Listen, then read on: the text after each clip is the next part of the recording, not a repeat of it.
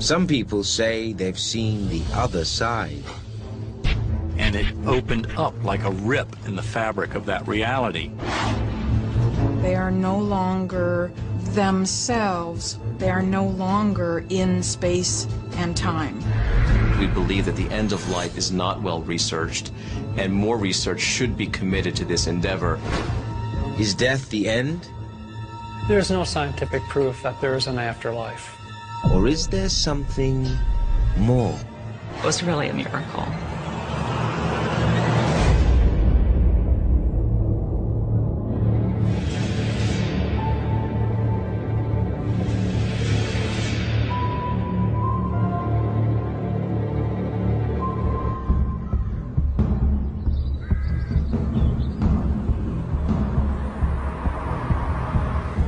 Christina Stein is a 19-year-old on her way to help teach kindergarten.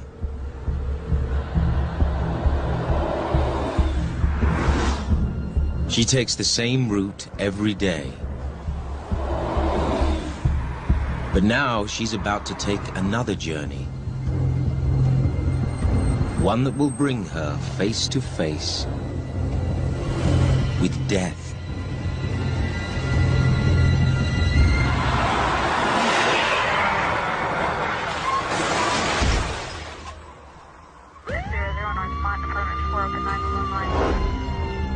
It takes an hour and a half to cut Christine from the wreckage.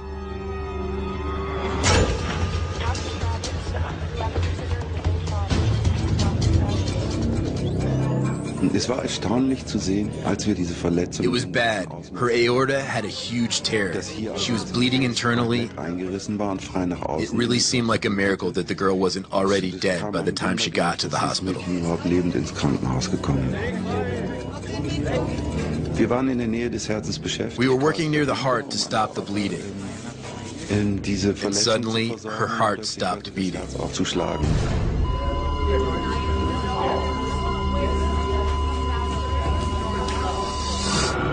On the other side of the world, in Virginia, USA, the Alexander family is about to face their own crisis.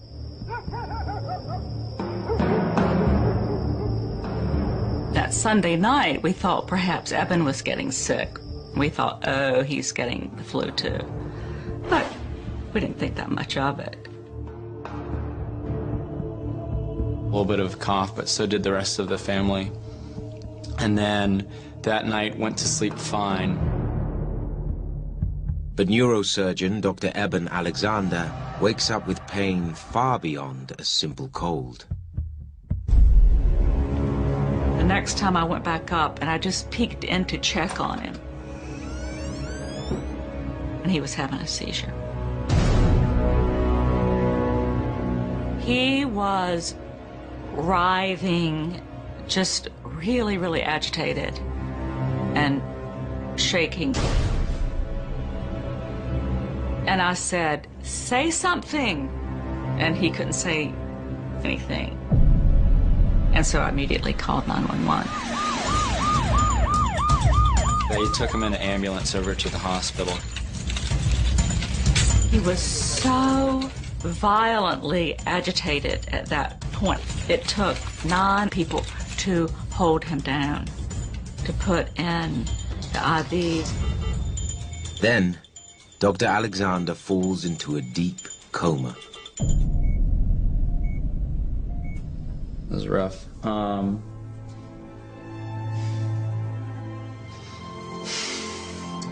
I remember when I first walked into the hospital, I remember very clearly when I first saw him there, and the room wasn't lit at all. And I remember getting close to him and then finally stopping. It just looked like all of the life had been sucked out of his face. He was in a coma all that time, but there was that one moment, and our priest was there and heard it with me, that we heard him scream, "Help me, God, help me." And I said to our priest, he spoke. But those were the last words that he said. Tests reveal Dr. Alexander has a rare antibiotic-resistant strain of bacterial meningitis. Ironically, this disease attacks the brain, his medical specialty. Somebody in that situation really only has about a 1% to 2% chance of survival. But simply surviving won't be enough. One of the doctors said to me, I'm really concerned about his mind. That meant that his body could survive, but he would be a vegetable, that his mind would not be there. And that brought on a bout of tears. Probably that was my worst moment that week. It was just such a mystery because they kept on giving him doses of triple antibiotics and absolutely nothing was responding.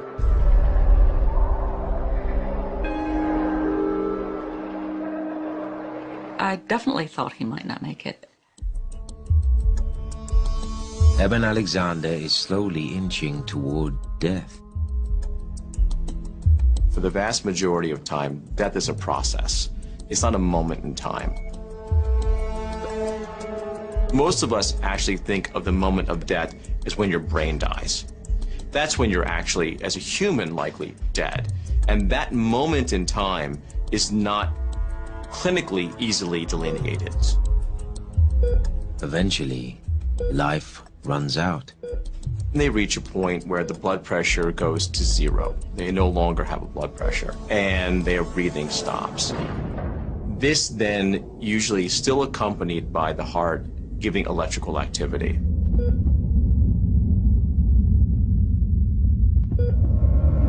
And usually at the very, very end, you'll see a few gasps of last breath. And then you finally flatline.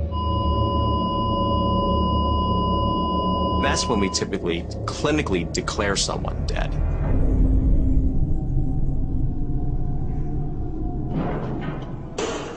There have been situations when a patient is thought to be dead and then is able to resuscitate themselves or comes back. So we're very thoughtful and careful about this process before we declare someone clinically dead. A respirator keeps Dr. Alexander's body alive, but meningitis has ravaged his brain. The most disturbing thing to me was when the nurses would come in and lift his eyelid and shine the flashlight, the pen light into his eyes. He made no response. The pupil didn't get smaller or bigger, and that was not good. Normally you want to have a reaction where the pupil will constrict, and that means that those parts of the brain that control that are functioning.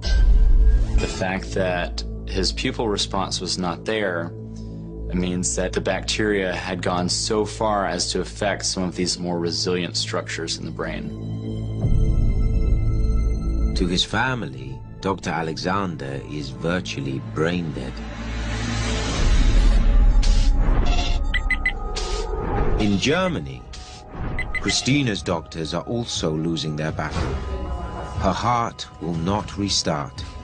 She has just minutes before her brain too shuts down. We were trying to jumpstart her heart with a defibrillator. And we gave her several drugs. The patient had lost too much blood. Her organs weren't getting enough. We really didn't think we could save her. Because Christina's heart has stopped pumping, many would consider her dead.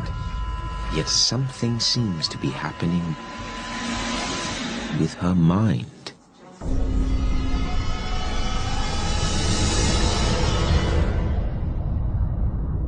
Das nächste, was ich wieder weiß, ist, ja, dass ich wohl unter der Decke... Next thing I know, I was hovering underneath the ceiling of the room. I could see down on myself laying on the operating table. And I saw the surgeons and heard them talking to each other.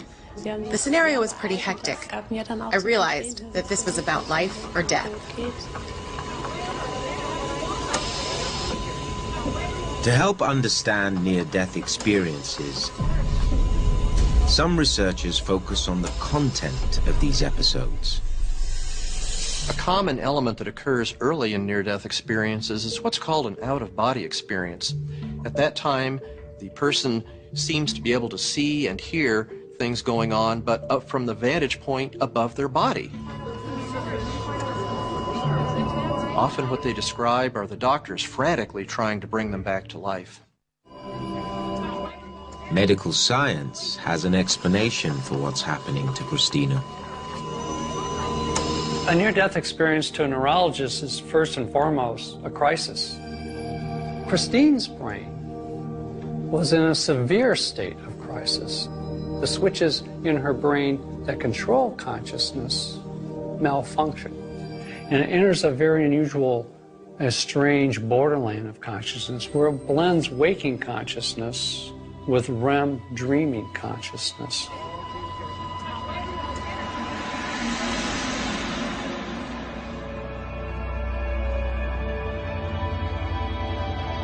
As they leave the body, they begin to traverse this connection. They begin to travel from what this life is to what there would be beyond this life, after this life, outside of this life.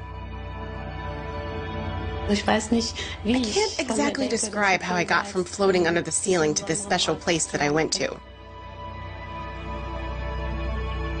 The whole world I found myself in was engulfed in a very warm, brilliant light. The bright light that so often accompanies near-death experience to a neurologist means that the visual system has been very strongly activated. There are many ways to activate the visual system, and among the strongest is REM consciousness. Christine's awareness of these heavenly realms is classic. Near-death experiencers often describe realms that are beyond earthly in their beauty. They often use the term heavenly realms. It looked similar like Earth, but all the colors were much brighter and friendlier. Absolutely beautiful. And the ground felt like cotton, very soft and warm. I know this because I wasn't wearing any shoes.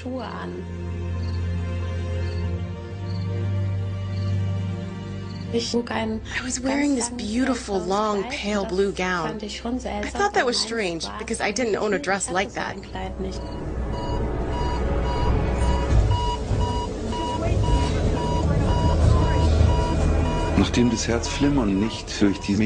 We couldn't get her heart going again. Medication and electric shock didn't work. All hell broke loose. We had to switch to manual heart massage.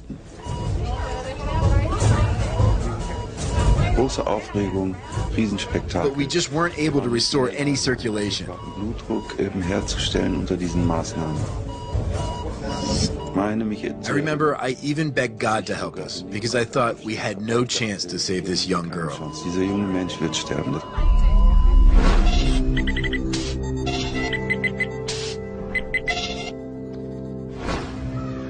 In Dr. Alexander's hospital room, there is also little hope. But then,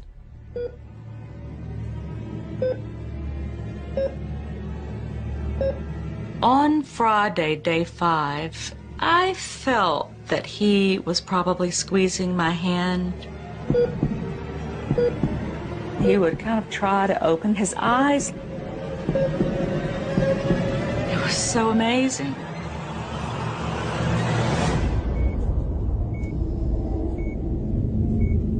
He actually did open his eyes, went to pull the tube out of his mouth, and then he was breathing on his own.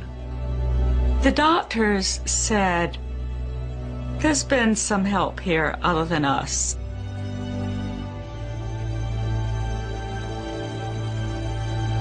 We hardly knew what to do except to bask in the miracle of his being here.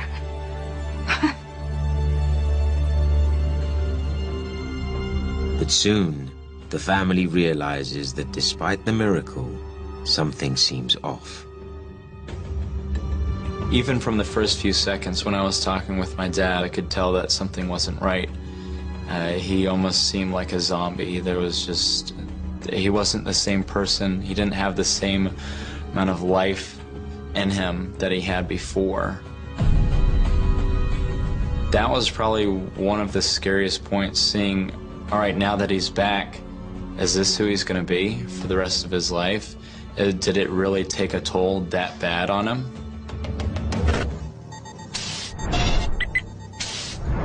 In the German city of Koblenz, Christina is going deeper and deeper into her near-death experience. Ich habe ganz viele Menschen gesehen, und ich habe sie nach meinem Namen gerufen. I heard somebody call my name. I looked into that direction and saw two people coming towards me. And I recognized them, although I didn't really know them. Wobei ich sagen muss, sie waren mir eigentlich They were my grandparents. I had only seen them in pictures because they had both passed away a long time ago. In dem Moment, als sie dann auch meinen Namen sagten, als sie auch so aussahen, wie ich sie von Bildern her kannte, war mir klar, das sind meine Großeltern. We have scores of near-death experience accounts that describe meeting someone during the experience that they instantly recognize, and they know it was one of their deceased ancestors or someone who's part of their family. Sometimes it's a deceased ancestor they never even met, someone who died even before they were born. I suddenly realized I was in heaven. I knew it because I had met my dead grandparents, and I had learned as a kid that when people die, they go to heaven. And really, what else could this place be? What kind of thoughts do you expect a person to have when they're facing their death? It seems very natural that they're going to think of loved ones, both living and dead. Very often in these unearthly or heavenly realms, people will interact with other people that appear very much like they knew them during their earthly lives, but with one important difference. Even if the person had been very chronically ill when they died, people in near-death experiences that are encountered are essentially always picture-perfect health. Besides my grandparents, I recognized two more people I knew among the crowd. Both had been sick and passed away, but in heaven, they were healthy. And this goes for everybody I saw. They were happy and beaming, all smiles. So I understood that all dead people are in a very happy place here. Christina's vision of heaven was peaceful. Dr. Alexander says he too went on a journey during his coma, but it was very different from Christina's. I existed in this underground, boiling, muddy, surrounded by dirt and mud.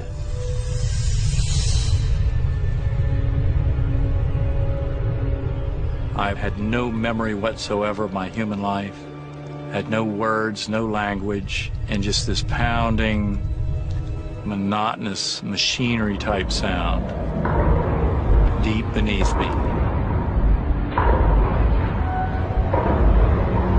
A strong sense of roots, black, fine roots.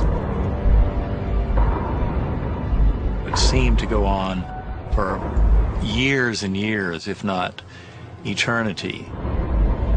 Dr. Alexander's near-death experience is far darker than most. A few percent of near-death experiences contain frightening imagery and are actually frightening to the near-death experiencer. Now, we don't know why some people have a frightening near-death experience and some don't.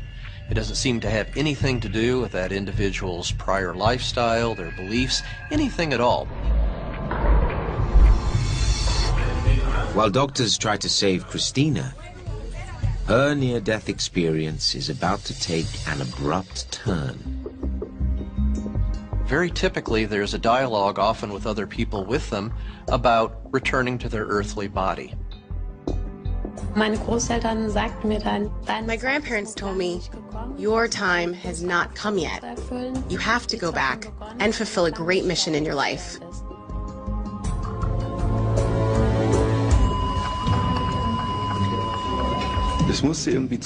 Finally, I was able to apply the clamp above the tear in the aorta. We regained a little bit of blood pressure. Then her heart started beating again, and we could stabilize the circulation with blood transfusions and medications. Woran ich mich erinnere, ist, dass ich dann unterschauen konnte. I was able to look back at myself on the operating table, and I heard the surgeon call out, "We did it! We got the girl back!" Wir haben es geschafft, wir haben die Kleine wieder. Es war so, als ich, geweint habe bei der I Verabschiedung. cried when my grandparents said goodbye, because I wanted to stay with them in heaven.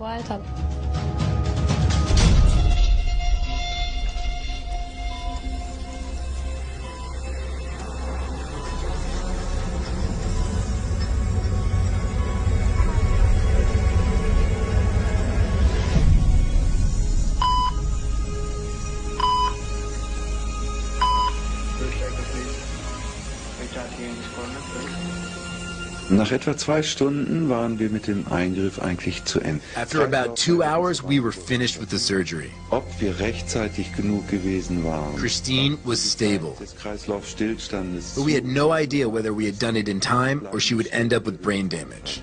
Das war zu diesem Zeitpunkt noch vollkommen unklar. Ich entsinne mich, dass sie I remember Christine crying during recovery. It is very unusual. Normally you don't have people waking up in tears. Natürlich verwirrt. War auffällig. War sehr auffällig. Christina does recover and claims she has a revelation. Also ich weiß, was ich erlebt habe. I know what I experienced, and I know with absolute certainty that I didn't dream it. This was not a dream. My near-death experience really happened.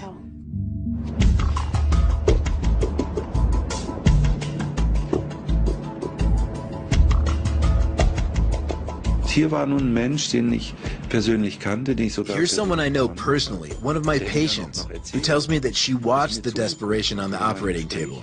That's pretty incredible. But she really described it just like it happened. Original wiedergegeben.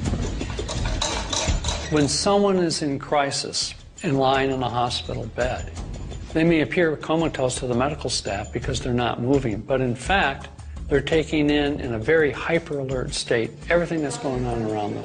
They'll hear conversations, they'll know who's in and out of the room, they'll see things through half